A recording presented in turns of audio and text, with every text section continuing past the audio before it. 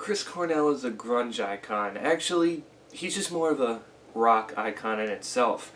Because grunge is one of those, or was one of those genres where you didn't necessarily have to be a good singer to make it. Look, for example, Kurt Cobain.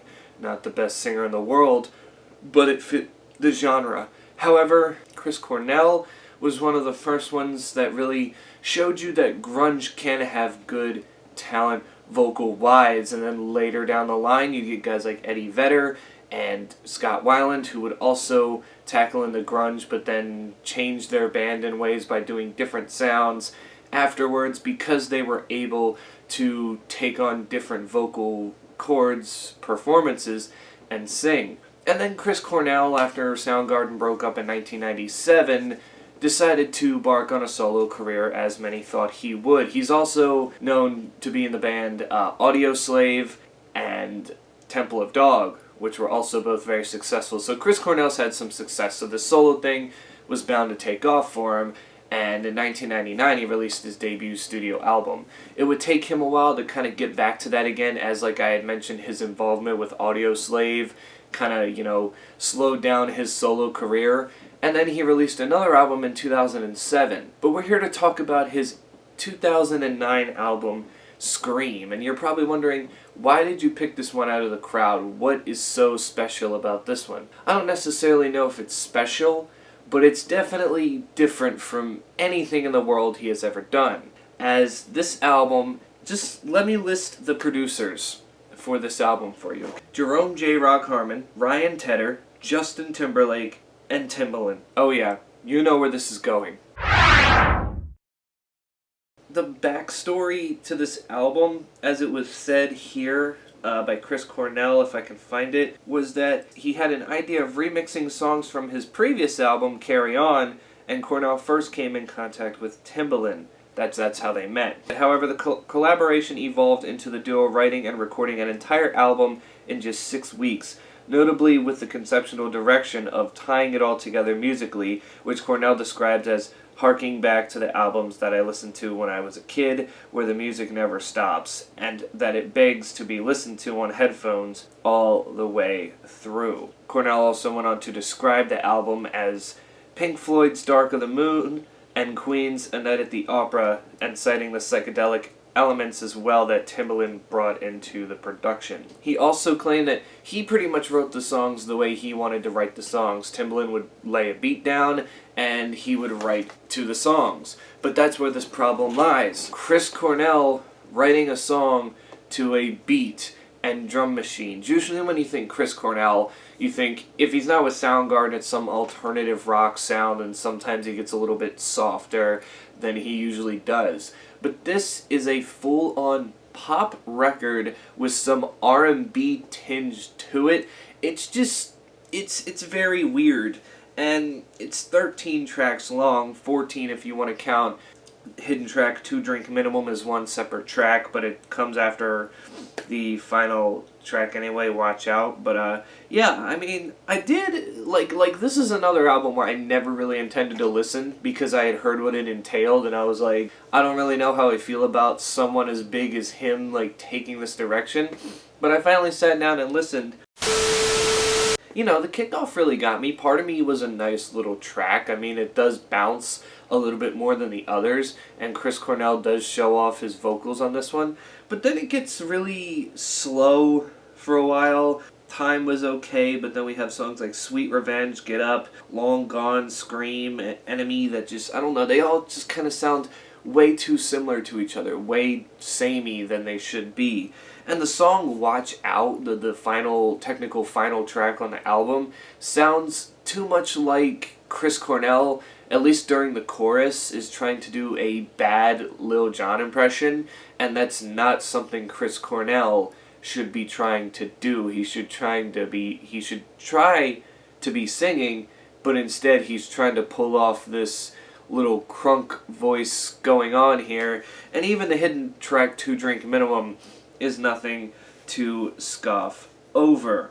Another problem with this album is it hasn't aged well. You can definitely tell that this was released in 2009 because around this time, around like 2005 to like 2010, Timbaland was like the guy. He was the one that was helping Justin Timberlake to new heights, and others like Katy Perry and Nelly Furtado, keeping, her relevant around that time. He was big, and even though he did sing in his own songs, many people would know him for appearing in that other artist's song. So, yeah, and he was just hot shit back then. And I guess Chris Cornell was like, I got these remixes and I want to obviously work with him because he's a big thing right now and I think he'd do good with these remixes.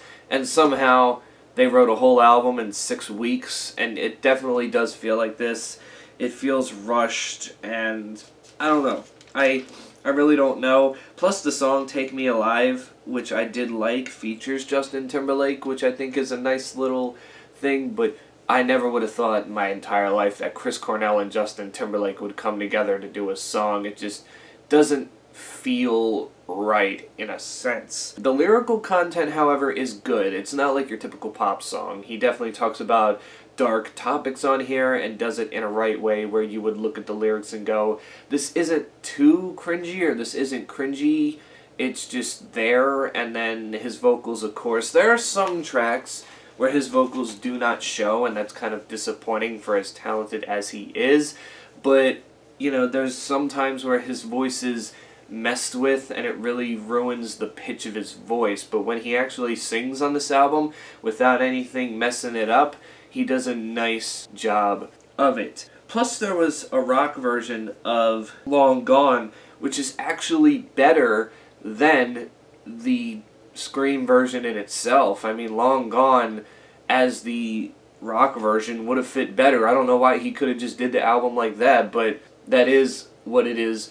At this point, it was not received well by critics and not received well by fans. As a matter of fact, fans felt betrayed because they were like, so you mean to tell me that you, a grunge rock, alt-rock artist, is sitting here doing R&B and pop music with a pop producer or multiple pop producers with no instruments or little to no instruments, auto-tuned to hell when he doesn't need it, and you rush this thing. 6 weeks is all it took.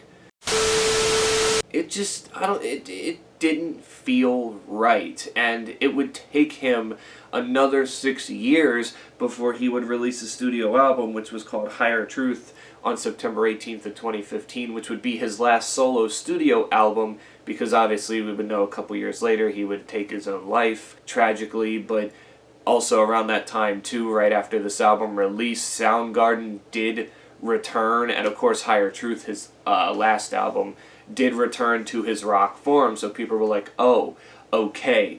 But I look at this after listening and go, this is just another weird album in a discography where someone tried to do something different, it backfired, and now it's just like, okay, let's not talk about this thing ever again. I wouldn't have been able to tell you Chris's way he felt about this album after it was released, his feelings on it.